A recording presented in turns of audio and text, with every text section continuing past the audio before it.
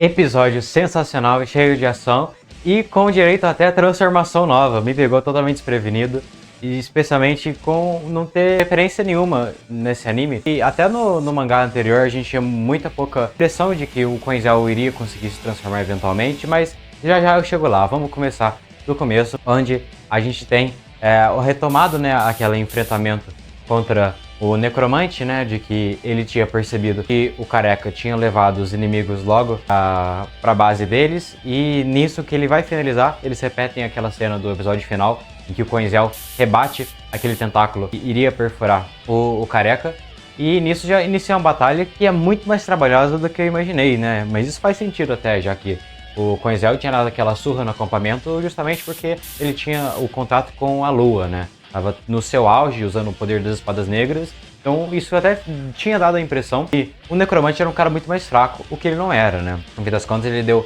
um certo trabalho, começou a causar dano real ao Quenzel, mas isso pelo menos permitiu uma cena sensacional dele e os dois parceiros se fazendo uma estratégia de revezamento, indo por direções diferentes, cada um deixando ocupado algum tentáculo daquelas meninas de experimento zumbi lá que ele estava usando para atacar. E mesmo assim, com essas estratégias, o necromante conseguiu desarmar o Quenzel, e quando estava prestes a atacar ele, temos a redenção do careca, que ele joga a sua famosa adaga da Asa Branca, né, que foi tanto tema de discussão nos episódios anteriores, e com ela, que é o símbolo daquela facção, o Quenzel espeta a testa do necromante. Uma cena sensacional, não economizaram no sangue, não economizaram da violência. Nota 10 nessa luta. E bora pra seguir através da porta que eles estavam tão interessados em seguir para resolver esse mistério. E me deixou até surpreso em relação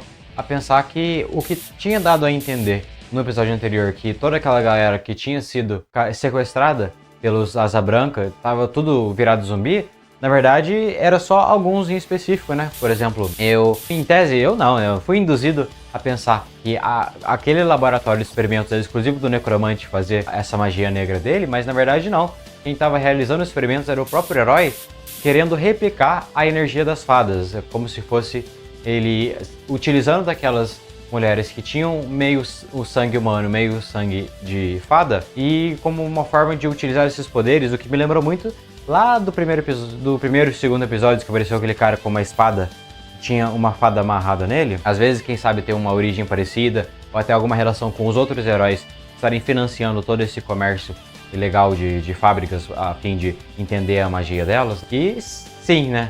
No fim das contas, esse episódio deixou uma pista muito mais forte de que não, o Quenzel não é um elfo, e sim é uma fada. E quem leu o capítulo 0 do mangá que eles pularam na adaptação do anime, sabe como que foi esse processo para ele conseguir esses poderes das fadas, mas já que eles não mostraram, eu não vou dar spoiler. Mas pelo menos a gente tá mais perto de entender, no caso de quem não teve contato com o material por fora, de chegar à mesma conclusão de que o Quenzel tem uma sincronia com aquelas fadas sequestradas. E no fim das contas, isso até deixa a parada muito mais pesada, né? Porque ele mais ou menos sente o desespero, os chamados por ajuda que elas estavam passando naquele lugar. Mas a gente já teve muita notícia ruim, em tese de notícia boa, que a Sharen tá viva, né? A princesa, irmã da outra princesa, que no caso tem como guarda-costa aquele cara amigo do Quenzel. Então, no fim das contas, ainda tinha esperança, né? O que eu já tinha entrego como perdido no episódio anterior, a gente teve essa reviravolta de que é vantajoso para aquele herói que aquelas personagens continuassem vivas, justamente para que ele conseguisse drenar a energia delas para se fortalecer, né? Ele basicamente fortaleceu o próprio corpo de ferimentos que ele tinha falado ao redor da luta e absorvendo a energia dela até para amplificar os próprios ataques. Não da forma que ele gostaria, né? Porque aparentemente o que ele queria mesmo era justamente um vínculo máximo entre humano e elfo, para ele no caso. Ele queria se tornar um híbrido, digamos assim. Mas é até interessante a gente ver que quando o Quenzel chega, vê toda aquela situação, a gente já sabe, né, a relação que ele tem com os heróis, mas o cara, ele tá meio sem entender, nossa, mas como que esse menino me conhece, mas ao mesmo tempo ele sabe lutar também. E quase que eu esqueci, esse episódio a gente teve bastante censura, apesar de ser um episódio espetacular. Acho que, inclusive, pra mim, o melhor episódio até agora. Ele não foi poupado de umas tesourinhas, né? No fim das contas, eles censuraram uma outra cena de violência só, em que elas estão a quantidade de sangue, especialmente quando o herói recebe dano. Mas a questão também de que quando eles acendem a luz dos laboratórios, no mangá eles mostram uma pilha de corpos mortos mesmo. Não só aquelas caveiras que aparecem no anime, eles fazem questão de mostrar que pessoas, os cadáveres, digamos assim, de todo mundo que tinha passado pelos experimentos. E além de que a Sharon, né, a menina fada principal, ela não tava com aquela roupa, ela tava 100% nua e ficou o capítulo, e todas as aparições dela no capítulo, que inclusive foram muito mais frequentes no mangá, era sem nada. Mas a gente já viu o padrão de censura que eles tiveram nos outros capítulos, então nem me surpreendeu.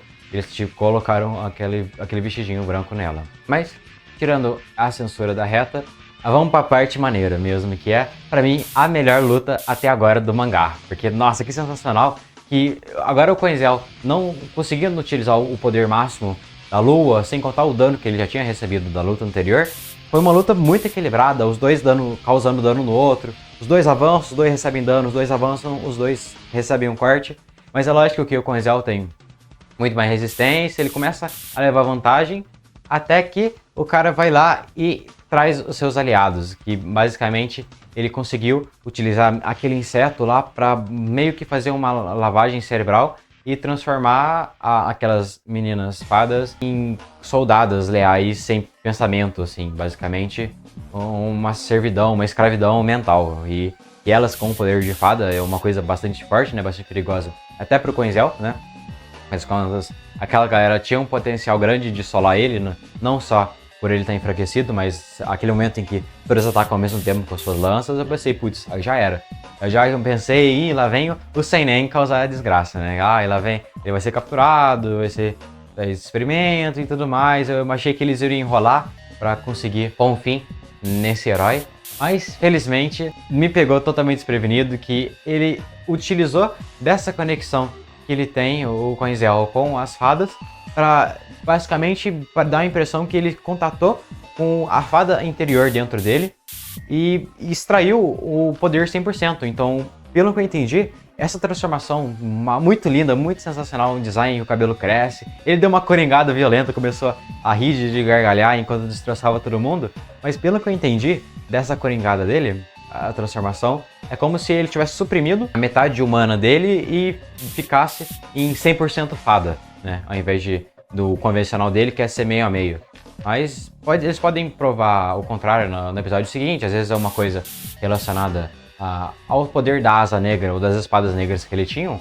Mas uma coisa é fato, que ele já tinha indícios que ele teria essas asas, porque eu agora não me recordo se chegou a aparecer no anime, mas eu acredito que não. Pelo menos no capítulo 0 do mangá, em uma única cena que apareceu ele sem camiseta, dava pra ver que nas costas deles tinham mini asinhas, como se fosse... Sabe aqui quando você arranca a asa de passarinho? Eu não, né, no caso, eu nunca arranquei, nunca vi ninguém arrancando. No caso, eu já vi na internet, né, pessoal que quando corta a asa de animal doméstico, ave, para não fugir, e fica só aquele toquinho, muito parecido como também ficava o anjo dos X-Men quando cortava as próprias asas. Então, o Quenzel tem um daquele naturalmente. O que eu só achava que era como se fosse uma versão que iria progredir gradativamente no futuro, conforme ele fosse ficando mais velho, já que a questão da idade para fadas e elfos é diferente do que os humanos, né? Até como em qualquer filme e obra de fantasia, que elfos vivem 500, 700 anos e não envelhecem, né? Então eu acreditava que era uma relação mais em relação à idade, mas parece que tem mais conexão com o poder. E que quando ele conseguiu liberar esse full power, a primeira coisa que cresceu foi as asas, criando aquele formato de mão negra, e ele se usou justamente para atacar e dilacerar todas aquelas meninas elfo. Quer dizer, aquelas meninas fadas. E no anime eles disfarçaram um pouco, passou muita impressão que na verdade ele só quebrou a máscara como uma forma de libertar elas do controle.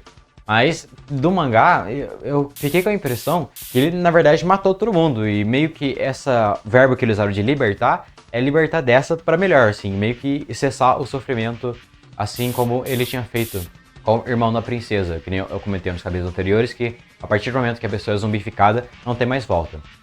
O que é uma novidade, de certa forma, mesmo assim, porque em tese o processo de zumbificação parecia um experimento diferente do que essa lavagem cerebral com o inseto, já que eles não ficavam com aquela aparência cinza que o necromante deixava às suas vítimas, né? Então eu inicialmente achei putz, meio hardcore, será mesmo que aquelas meninas fadas não tinham volta mesmo, não poderiam ser libertas daquele controle cerebral? Mas se tiver alguma novidade, a gente só vai saber no capítulo que vem, que também promete, já que vai ser com certeza a finalização dessa luta, com o herói não tendo mais pra onde escapar, não tendo mais quem ajude ele, com o Coinzel puto da vida e coringando, gargalhando nessa transformação nova.